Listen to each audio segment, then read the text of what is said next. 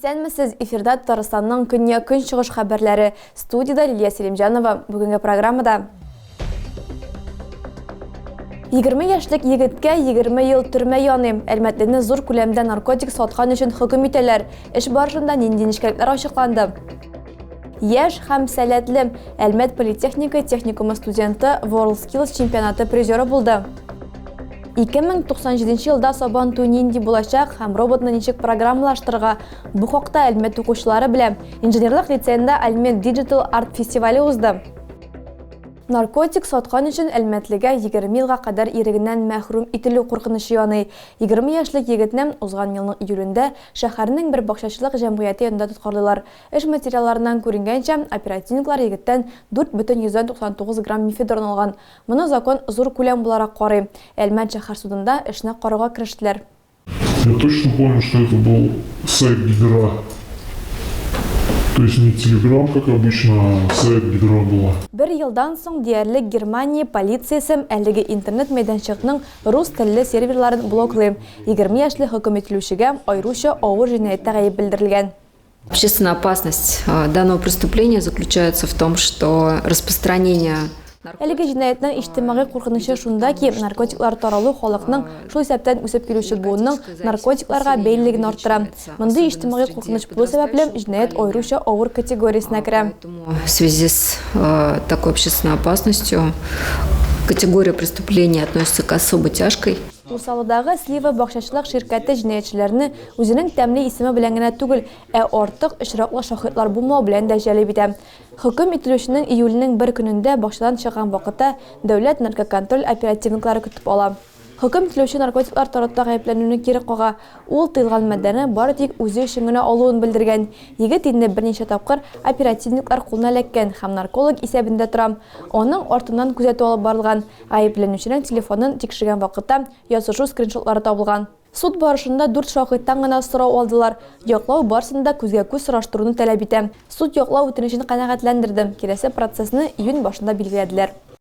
Бөгелмәдә яшәүче 62 яшьлек ханым тиешле лицензиясез этил спирты һәм алкоголле продукция саткан. Полиция хезмәткәрләре 6,5 литрдан артык күләмдә исерткеч эчемлекләр алган. Зыян 4 миллион сумнан артык тәшкил иткән. Шулай хукук сакчылары шикләнелүченең дусында ачыклаган. Ул 45 яшьлек җирле ир-ат булып чыга. Җинаятьчеләрнең гамәлләре алкоголь сату белән генә шикләнмәгән. Шикләнүчеләрнең законсыз тәмәке сатуда катнашуы да ачыклана. Җаваплылыктан качу һәм законсыз бизнесны дәвам итү өчен ир тагын бер җинаятькә бара. Ул полиция хезмәткәрләренә 200 мең сум күләмдә ришвәт, шулай яклап тору өчен ай саен 50 мең сум акча түләргә тәкъдим итә. Вакыйга урынына тикшерү оператив төркем чакырыла. Полиция хезмәткәрләре тарафыннан тикшерү барышында акча 28 мең тәмәке кабыгы һәм 2 мең литрдан артык алкоголле продукция тартып алынган. Продукция үрнәкләре экспертизага җибәрелгән. Аның нәтиҗәләре буенча процессуаль карар кабул ителәчәк. Аеруча зур күләмдә ришвәт бирү маддәсе буенча җинаять эше кузгатылган. Быелгы җәйдә Баулы урамнарын 2000 дәнәдән артык чәчәк бизәячәк. Төрле сортлы чәчкәләр бу көннәрдә шәһәр клумбаларына күчәчәк. Яшелләрүчеләр яхшы һава торышы урнашуга, аларны урамга утыртуга керешер. Тулырак киләсе сюжетта. Шәһәрне төзекләндерү һәм яшелләндерү идарәсе теплицасында 19 мең дәнәдән артык чәчәк үсеп утыра. Төрле төстәге һәм төрле сорт чәчәкләр идарә хезмәткәрләренең тырышлыгы белән үстерелә. Үсемлекләр февраль ахыры март башында утыртыла. Алар яхшылап керешсен өчен монда махсус температура саклана. Шәһәр урамнарын гадәттә петунияләр, бархатцы сальвияләр бизи. Петунияләргә аеруча өстенлек бирелә. Шуңа чәчәкләр арасында бу төр иң күбе. Быел аларның төсләрен дә арттырганнар. Яшелләндерүчеләр сары бархатцы чәчәгендә 1000 дәнәдән артык үстергәннәр. Үсемлекләрнең төп өлеше тиздән клумбаларда урын алачак, ә бер өлеше соңрак утыртылачак. Аларны клумбаларга июнь-июль айларында күчерәчәкләр. Шул рәвешле шәһәребез җәй буе матур чәчәкләргә күмелеп, Баулыларны сөендереп утырачак. Айгөл Диатуллина, Булат Минһаҗев, көньяк-көнчыгыш хәбәрләре. Авылларда дәүләт программалары ничек тормышка ашырыла? Моны семинарда катнашучылар белә алды. Зәй районының барлык авыл җирлекләре башлыклары теге эшчәнлеге белән танышты. Авыл җирлекләре башлыклары катнашында чираттагы семинар Зәй районының теге авыл җирлегендә узды. Ул гадәттәгечә терлекчелек фермаларын караудан башланды. Кунаклар Илдар Сәгыйтовның шәхси ярдәмче хуҗалыгында булдылар. Ул 40 баш мөгезле эре төрлек асыр йопшыларының 25-е савым сыерлары. Шулай ук Владимир Автомеевның мини-фермасын күрсәттеләр. Онда 9 савым сыйры асрала. Хуҗа авыл җитештерүчеләренә ярдәм итү программаларының берсенә кергән һәм киләчәктә мини-ферманы киңәйтергә ниятли. Икенче пункт республика программасы буенча капиталь ремонт ясалган Теги авылы җирлеге советының административ бинасы. Хәзер биредәге администрация хезмәткәрләре өчен заманча шартлар тудырылган. Семинарда катнашучылар шулай ук Теги Гулькин юлын карады. Биредә төзекләндерү эшләре узды. Ике авылны тоташтыручы әлеге юлны җирле халык көтеп алган. Реконструкция узган ел тәмамланган. Семинарның пленар өлеше Теги авылының күп функцияле үзәгендә узды. Район башлыгы авыл халкын төрле дәүләт программаларында активрак катнашырга өндәде. Җыелышта шулай ук җирле үзидарә органнары, язгы кырышларының барышы, профилактика чаралары һәм башка мәсьәләләр турында чыгышлар тыңланды. Леногорск муниципаль районы ЗАГС идарәсендә игезәкләр туган гаиләгә балалар креслолары тапшырылды. Нәниләр быел шәһәр һәм районда беренче булып аваз салган игезәкләр.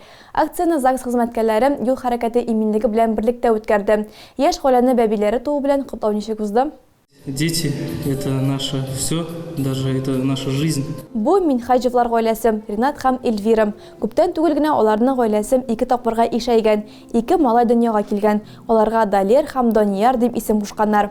Икеләтә шатлык артыннан икеләтә җаваплык та кирәк дип саны юл хәрәкәте иминлеге профилактикалауның җирле бүлеге начальнигы Зөлфия Рахманова. Ул яшь гаиләгә 2 балалар креслосы тапшырды һәм балаларны ташу кагыйдәләрен искә төшерде. Бу быел игезәкләр туган беренче гаилә. 2021 елда Леногорскида һәм районда 7 пар игезәк бала теркәлгән. ЗАГС хезмәткәрләре Минхаҗевларга китаплар һәм диплом тапшырды. Балалар креслоларын тапшыру юл хәрәкәте иминлеге оешмасының даими акциясе. Ул сабыйга кресло бүләк ит дип атала. Акция игътибар балалар профилактик атналыгы башлануга багышланган. Аның максаты мәктәп каникуллары башлануын һәм юлларда кичкә җәяүләрнең күбәюен искә төшерү. 2022 елда балалар катнашында 100 юл транспорт һәлакәте теркәлгән. Леногорск һәм районда бала үлеменә китергән бер генә авария теркәлмәгән. Эшче һөнәрләрнең ил күләм чемпионатында татарстанлылар 64 медаль яулады. Призерлар арасында Әлмәт политехника техникумы студенты да бар. Ул әтисе кебек башта нефтче булырга телим, әмма соңыннан үз юлын табам. Бишлегә генә укучы, спортчы һәм гади тыйнак егет Ратмир Фомин тарихын безнең иҗат төркеме ишетте.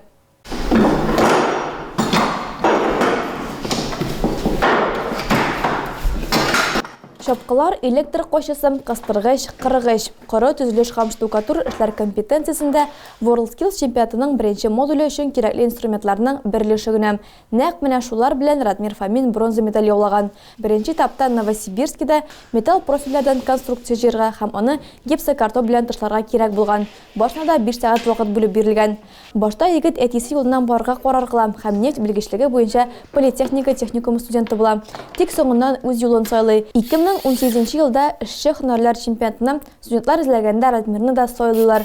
Ул нефть белгечлеген төзелешкә алыштыра һәм дәресләрдән соң ярышларга әзерләнә башлый. Остаханәләрдә ул дистәләгән сәгать үткәрә һәм менә 2018 елда ярышларның төбәк этабында беренче җиңүгә лаек була. Бер елдан соң ул юниорлар арасында иң яхшысы булып таныла. Узган елның ноябрендә укытучысы белән берлектә WorldSkills милли этабына әзерләнә башлый. Искиткеч нәтиҗә озак көттерми. Ратмир үз компетенциясендә бронза ала. Чемпионны өйдәгеләр дә кайгыртып җан атып торган. Ратмир Иске Михайловка авылында яши.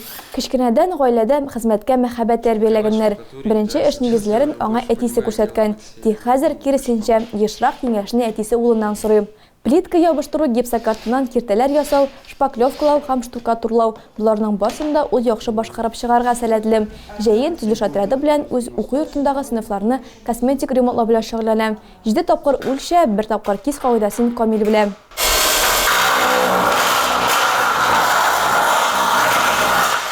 Хәер, Ратмирның куллары да яхшы эшли, үзе дә белемле. Ул иң яхшы студентларның берсе кызыл дипломга бара. Спортка да вакытын таба. Алтын алка хоккей турнирында егет беренче тапкыр катнашкан. Яшь булуга карамастан инде бүген зур планнар төзим. Югары белем алырга һәм төзү өлкәсендә үз эшен ачарга ниятли ул. Әмма булар барсы да армиядән соң башкарылачак. 26 июньдә Ратмир хәрби сафлар рәтенә керәчәк. Аңа спецназ яки ВДВда хезмәт итәргә туры киләчәк. Егетнең армия тарихы нинди булыр, Ратмир әлегә белми. Тик шиге юк, бар җирдә дә җитез булачак. Роботлар сонлы сәнгать һәм компьютер технологияләре. Бу ерак киләчәк түгел, ә бүгенге мәктәп укучыларының гадәти көннәре. Әлмәт инженерлар лицейында Әлмәт Digital Art фестиваленең муниципаль этабы узды. Укучылар чара кысаларында үз уйлап табуларын һәм цифрлы иҗат әсәрләрен тәкъдим иттеләр.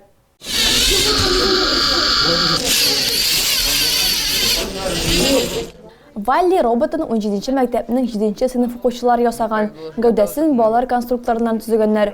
Башта робот каршылыкларны үтәргә өйрәнә алмаган. Соңрак яшь галимнәр Валлига түгәрәк көпчәкләр түгел, ә гусеница кирәк дигән нәтиҗәгә килгәннәр. Роботны мустакил хәрәкәт итәргә мәҗбүр итү өчен укучылар махсус алгоритм уйлап чыгарганнар. Лицейның 2нче катында һәр нәрсәнең үз вакыты дигән темага күргәзмәдә бар иде. Фестиваль кысаларында шулай ук цифрлы сәнгать өлкәсендә 10 мастер-класс узды. Шулай ук Digital Art юнәлешендә конкурс эшләре дә күрсәтелде. Digital Art яки цифрлы сәнгать компьютер технологияләрен куллануга нигезләнгән юнәлеш. Цифрлы формада әсәрләрне 6-11 сыйныф укучылары әзерләгән иде. Барлыгы 22 проект тәкъдим ителде. Конкурсның темасы Сабантуй фәлсәфәсе иде. Сонлы продукт форматында балалар татар бәйрәменә үз карашларын тәкъдим иттеләр.